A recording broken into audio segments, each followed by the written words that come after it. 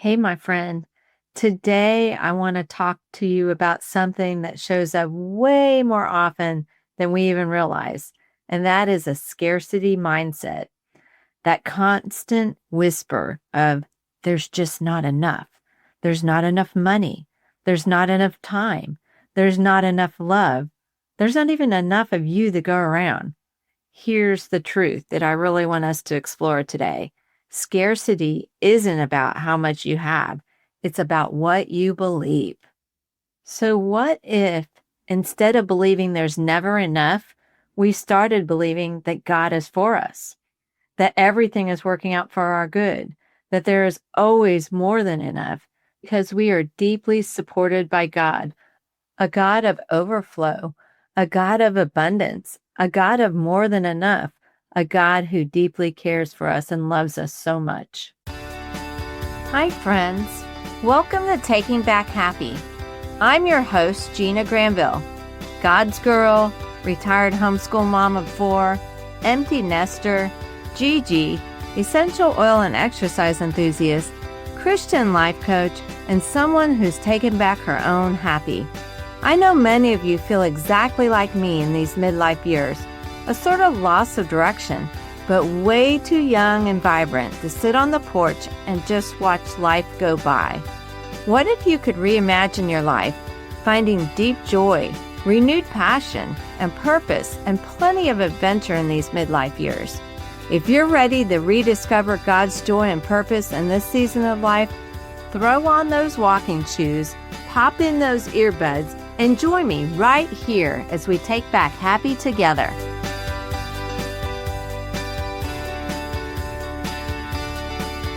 Hey friends, and welcome to Taking Back Happy. In this episode, I'm sharing why fear and lack can't create the life you're dreaming of, but faith, gratitude, and spiritual partnership with God absolutely can. We're going to talk about the power of your thoughts, the truth of who you are, and how to step into an abundant mindset, even if your circumstances haven't changed. So let's look at my first point. The first point is scarcity is a thought. It's not a circumstance. I think a lot of times when we think of scarcity, we think of money. We think of a certain number in our bank account, or we think of something like that, like, oh, I don't have enough of it, or I don't have enough to do this, or I don't have enough to do that. And a funny story is when I was working from home and selling wellness products, I really wasn't making enough to make ends meet. And I had this scarcity thought, like, I don't have enough money. I don't have enough money. I'm not keeping up. I was having to put some things on credit cards, and I was like, I can't keep up with this like economy and things like that. But the very ironic thing is when I started working and then did have that money coming in and I did have that money in the bank and I was able to keep up with the economy, guess what? My scarcity thought went from that to something else. It was like, oh, I don't have enough time.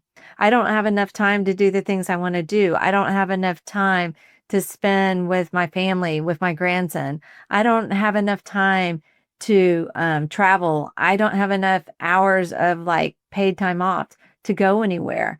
So the circumstances changed, but the scarcity thought did not change. It just kind of transferred over from numbers in a bank account to time.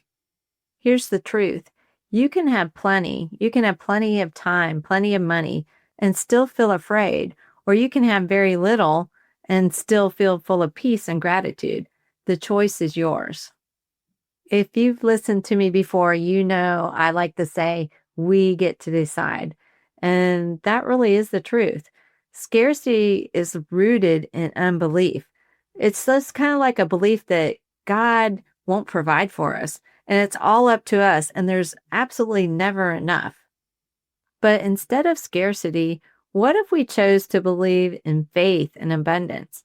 What if we chose to believe things like God is for me? Everything I need is already here. I can trust him even before I see the evidence or even before my circumstances actually change. We really can choose because both scarcity and faith either one of those is a thought. We can choose to think, oh, I don't have enough, or we can choose to think I have more than enough. So, as a life coach, when someone tells me a different thing, maybe they tell me a story like they don't have enough or something's going on and they're lacking in some shape or form, I like to ask questions about that. I like to ask, like, who told you that? Or is that really true? Or is that just a fear that you've been believing for a while? It kind of puts things all in perspective and shows us the power of our thoughts, for one thing, but also that it is just a thought. We can actually change that. Which brings me to my second point. Gratitude is the gateway to abundance. So, if you think about it for a minute, we really can't create from fear and from lack, but we can create from a place of gratitude and a place of faith. Gratitude actually will shift our perspective from, like, oh my goodness, what's missing, to, look at what I have. This is really amazing. It softens our heart, it increases our faith, it kind of like lessens our fear, and it literally reprograms our brain to see more of the good, to look for the good in things, and to appreciate them. First Thessalonians 5:18 reminds us to give thanks in all circumstances. And what's really cool is it says this is God's will for us. What are some practical things we can do to practice gratitude? I know a lot of people like to journal. They'll have like a gratitude journal. I think even just acknowledging things, saying thank you for small things. I feel like a lot of older people do this really well. They say thanks before their meals, or they say thanks for just really small everyday things. Have you ever gone outside and just looked around at the beauty around you and just really thought, wow, thank you. Thank you for these birds chirping, and thank you for these pretty flowers. And like just those things, we can either like look right past them day after day, or we can look for them. Another thing that people like to do is they practice Thanksgiving, and they do this even before they see like what they're praying for, or even before they see those circumstances change. And, they just give God thanks for it. It's kind of like it's operating in faith, really. It's like you're thanking Him before you even get the answer to the prayer. When I was young and like newly married, my husband's job in the military got cut. And we ended up taking a job instead of being in the active duty military, in the Guard. So we moved out to Kansas. Well, once we moved out to Kansas, of course, I wanted to move back to Florida because we had been in Florida. His family was in Florida. All our friends were in Florida. The church that we went to, the church that I actually, met Christ in, was in Florida. And I just kind of like built it up in my mind that this is the place I just had to be. And the more I thought about that, the more miserable I was in Kansas because I wasn't content. I wasn't thankful. I didn't have gratitude. Instead, I had just like, I felt scarcity. I felt want. I felt lack. If I was only in Florida, everything would be perfect. If I was back in Florida, and I remember complaining about it. I remember praying about it. I remember just going on and on about it. And finally, one day, when I was just like praying about it and just crying out my heart to God and saying, oh, I just need to go back to Florida. Finally, it just kind of came to me. And I was like, you know what? I am just going to be thankful and content where I am. I'm just going to, I prayed about it. I've asked God. This door hasn't been opened. And I'm just going to, be content and have peace. And almost, I mean, not exactly right away, but very, very quickly after that, our circumstances changed.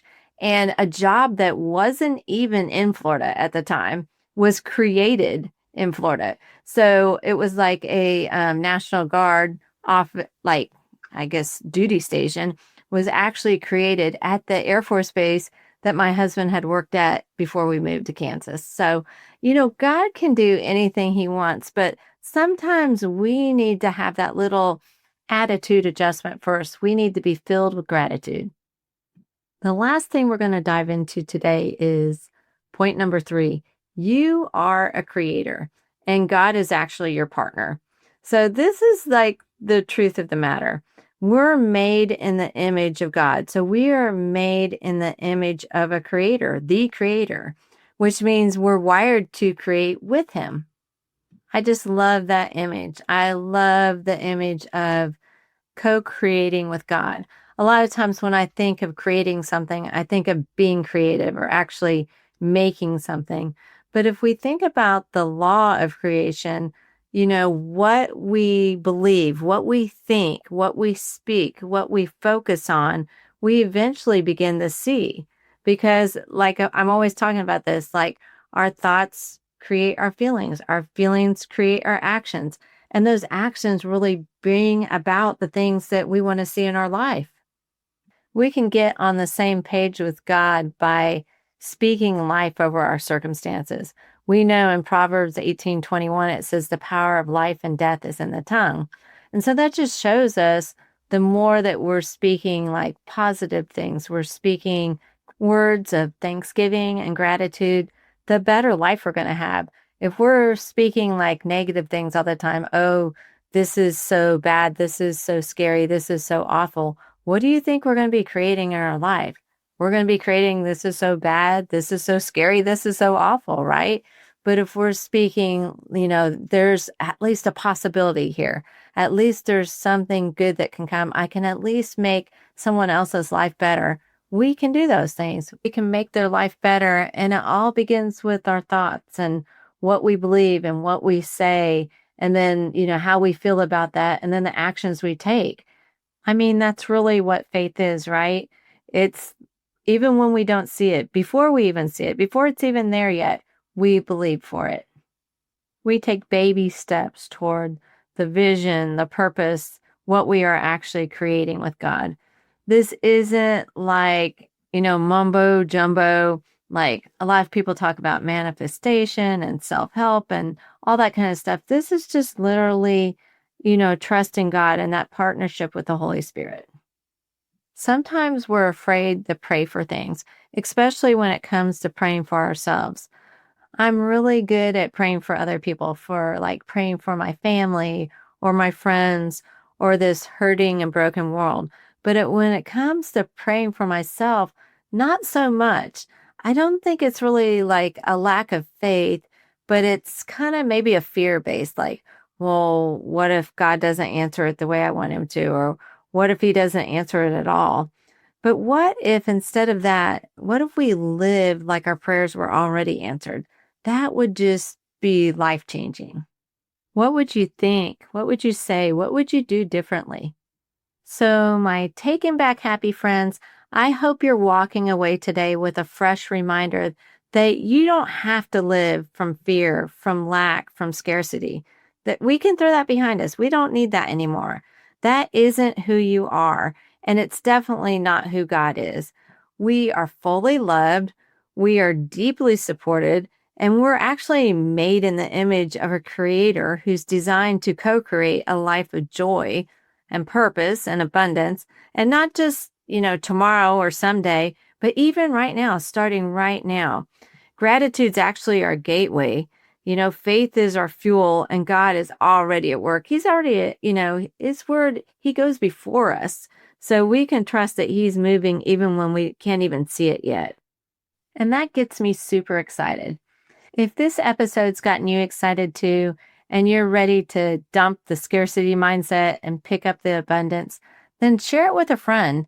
Let's pass this along. Let's use this Taking Back Happy to change not only our life, but the lives of other women too. So we can all be rediscovering that joy and that purpose that God's put on the inside of us.